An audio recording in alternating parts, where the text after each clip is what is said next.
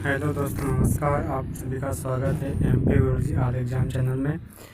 आज है 30 मई 2020 और आज के सीरीज के इम्पोर्टेंट क्वेश्चन आज हम देखेंगे।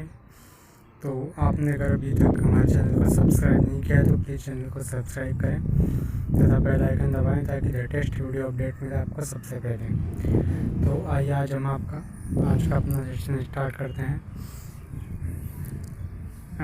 तो देख लेते हैं आज का हम अपने क्वेश्चन। आज का हमारा पहला क्वेश्चन है कि सरकारी कंपनी HIL लिमिटेड टिड्डियों को नियंत्रित करने के लिए हाल ही में किस देश को 25 टन कीटनाशकों की आपूर्ति करेगा? तो यह करेगा ईरान को। देखते हैं इसकी डिटेल क्या है। तो IHL दोनों देशों की सरकारों के बीच हुई सहमति के तहत टिड्डी नियंत्रण कार्यक्रम के लिए ईरान को 25 टन मेलाथियान टेक्निकल की आपूर्ति करने की प्रक्रिया में है। कंपनी ने लैटिन अमेरिकी देश पेरू को 10 टन कीटनाशी मैंकोजेब का निर्यात करता है और अगले सप्ताह में 12 टन निर्यात करने वाली है। HIL ने टिड्डी नियंत्रण कार्यक्रमों के लिए राजस्थान और गुजरात को मेलाथियान टेक्निकल की आपूर्ति करने का भी समझौता किया है और कंपनी ने पिछले सप्ताह तक 67 टन मेलाथियान टेक्निकल का उत्पादन करने की आपूर्ति की है, जो कि कंपनी के लिए बड़ा ऑर्डर माना जा रहा है। तो अब देखते हैं हमारा आज का नेक्स्ट क्वेश्चन। नेक्स्ट है कि हाल ही में किस राज्य सरकार ने 800 किलोमीटर सड़क को हर्बल सड़क के रूप में विकसित करने का निर्णय लिया है? तो यह निर्णय लिया है उत्तर प्रदेश सरकार ने। आप देख सकते हैं हर्बल सड़क यानी जो रोड होती है उसके दोनों साइड पेड़ पौधे लगाना, इसको बोलते हैं हर्बल सड़क। देखते हैं क्या डिटेल। तो उत्तर प्रदेश सरकार ने 800 किलोमीटर सड़क को हर्बल सड़क के रूप में विकसित करेगी। इन सड़कों के दोनों तरफ औषधि हर्बल पेड़ होंगे और इन हर्बल सड़कों पर ब्राह्मी, अश्वगंधा और जट्रोफा सहित पीपल, नीम और सहजन के पेड़ उगाए जाएंगे। और नेक्स्ट है कि रेलवे ने हाल ही में एडवांस आरक्षण की अवधि को 30 दिन से बढ़ाकर कितने दिन कर दिया है? तो ये कर दिया है 120 दिन। तो भारतीय रेलवे ने ट्रेनों की एडवांस आरक्षण की अवधि 30 दिन से बढ़ाकर 120 दिन कर दिए। आरक्षण का यह प्रावधान 230 ट्रेनों में लागू होगा, जिससे ट्रेनों का संचालन 12 मई से हो रहा है, जबकि 200 ट्रेनों का संचालन 1 जून से चालू होगा। यह प्रावधान 31 मई 2020 की सुबह 8 बजे लागू हो जाएगा। नेक्स्ट है 21 देश ने हाल ही में अपने perspective aviation complexion for longs and aviation यानी PAKDA प्रोग्राम के तहत अपना पहला स्टेल्थ बॉम्बर विमान बनाया है। तो यह बनाया है जापान ने। देखते हैं क्या है इसकी डिटेल। रूस ने बनाया है। ये जो विमान बनाया है ये रूस ने बनाया है। तो रूस ने वर्तमान में अपनी सेना का बहुत तेज़ गति से आधुनिकीकरण कर रहा है तथा स्टेल्थ बॉम्बर एक ऐसी उन्नति है। यह बम वर्धक विमान सुखोई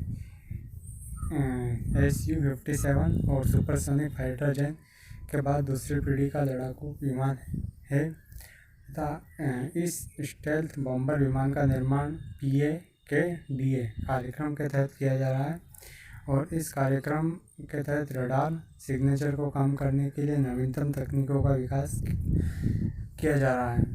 और भारत और रूस के बीच में भारत रूस के सबसे बड़े रक्षा हिस्सेदारों में से एक है। नेक्स्ट है 5वां क्वेश्चन कि विश्व भूखमरी दिवस यानी विश्व भूख दिवस, विश्व वर्ल्ड हंगर डे किस दिन मनाया जाता है? तो यह मनाया जाता है 28 मई को। तो प्रतिवर्ष 28 मई को विश्व भूख दिवस के रूप में मनाया जाता है। प्रतिवर्ष यह दिवस भूख और गरीबी की समस्याओं के स्थायी समाधान के उद्देश्य से मनाया जाता है और अंतर्राष्ट्रीय भूख दिवस विकसित और विकासशील देशों के लोगों को आत्मनिर्भर की दिशा में चलते हुए भूख और गरीबी से जूझते हुए लोगों के प्रति एकजुटता और समर्थन देने के लिए प्रेरित करता है। नेक्स्ट देखते हैं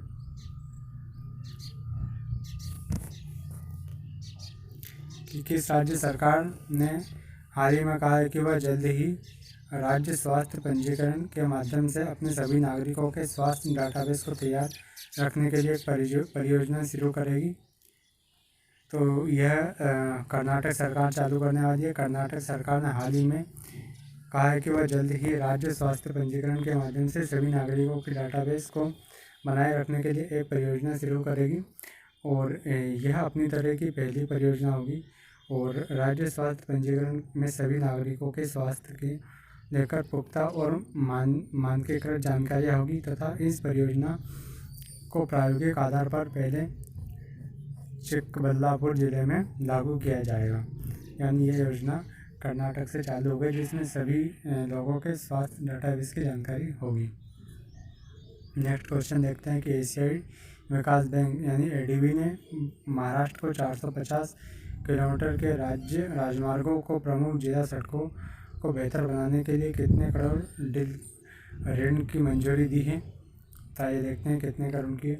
तो इन सड़कों में 7 जिलों में स्थित 11 राष्ट्रीय राजमार्ग शामिल है तथा इस ऋण के तहत राज्य सरकार को सार्वजनिक कार्य विभाग हेतु कर्मचारियों को प्राकृतिक आपदा से सड़कों को बचाने के लिए विशेष प्रकार के डिज़ाइन तैयार करने और आपदा के इन सड़कों की देखभाल करने के बारे में प्रशिक्षण भी दिया जाएगा तथा इस समझौते से राज्य में ग्रामीण और शहरी क्षेत्रों में सड़क संपर्क को मजबूती करने में मदद मिलेगी। ये परियोजनाएं राज्य के ग्रामीण क्षेत्रों और शहरी केंद्रों के बीच संपर्क में सुधार करेगी तथा इससे ग्रामीण समुदायों को बेहतर बाजार, रोजगार और अवसर मिल सकेंगे।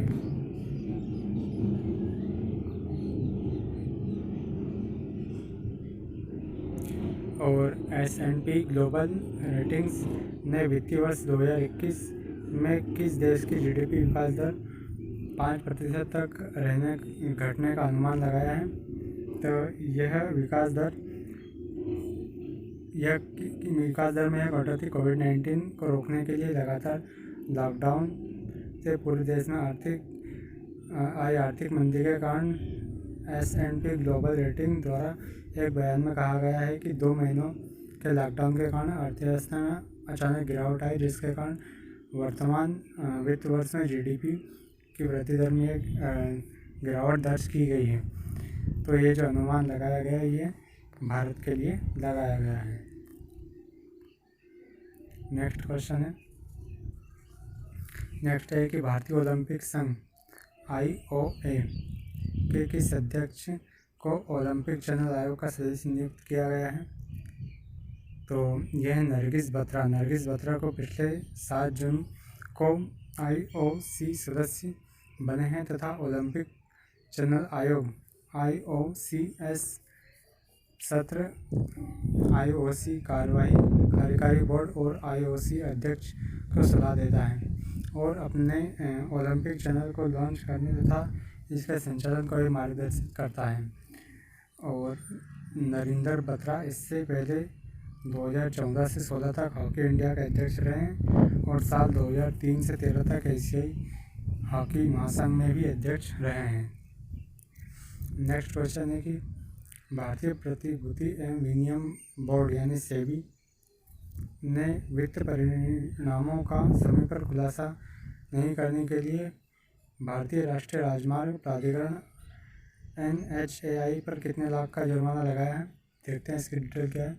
तो सेबी ने NHAI पर जो जुर्माना लगाया है वो वित्त वर्ष 2016 से 2019 के बीच अर्धवार्षिकीय वित्तीय परिणामों की जानकारी में देरी देने के कारण लगाया है और जो जुर्माना है वो सेबी के सूचीबद्ध दायित्वों को प्रकटीकरण मापदंडों के आधार पर लगाया गया है तथा जिसके अंतर्गत 6 माह के अंत में 45 दिनों के अंदर 6 माह के वित्तीय परिणामों को सेबी में दाखिल करना होता है।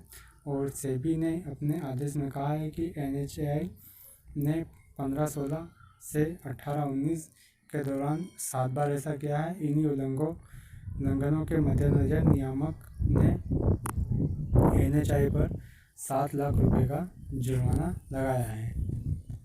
तो ये तो थे आज के हमारे इम्पोर्टेंट क्वेश्चन। और इम्पोर्टेंट क्वेश्चन की ये सीरीज आपको कैसी लगी कमेंट करना ना भूलें तथा चैनल को सब्सक्राइब जरूर करें तथा अपने दोस्तों के साथ शेयर जरूर करें। तो आज का वीडियो हम करेंगे यही समाप्त। जय हिंद, जय भारत।